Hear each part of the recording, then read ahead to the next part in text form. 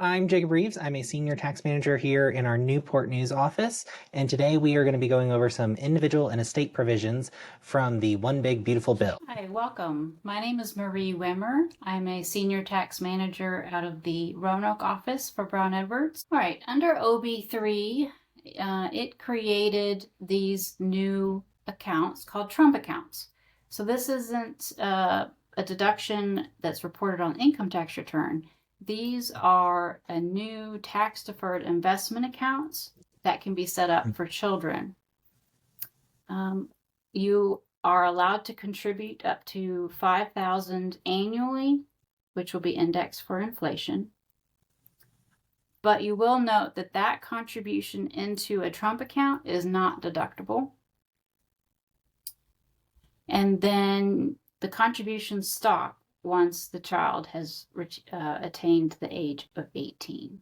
And then I do find it interesting that they provide for those private foundations to contribute to groups of children to try and get nonprofits to participate in these accounts and really start funding them and see what those regulations will be around that.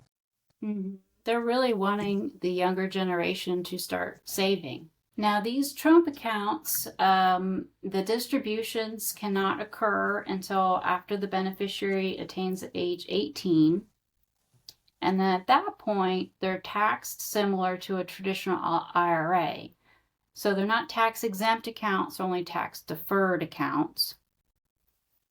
And then there are some limitations on what these accounts can be invested in. You can see there. Yep. Yeah, I find it interesting that these, basically once they turn 18, they convert into traditional IRAs with basis.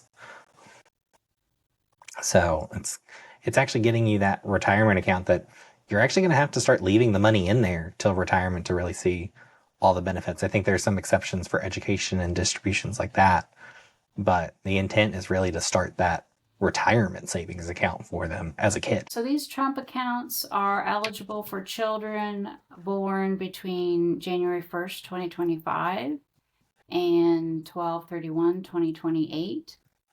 And the federal government will contribute $1,000 per child in every eligible account. And what I find interesting is that if an account is not set up, is that the IRS will create an account on their behalf to put that $1,000 in. But we do have some planning time here. We can't contribute until July 4th, 2026.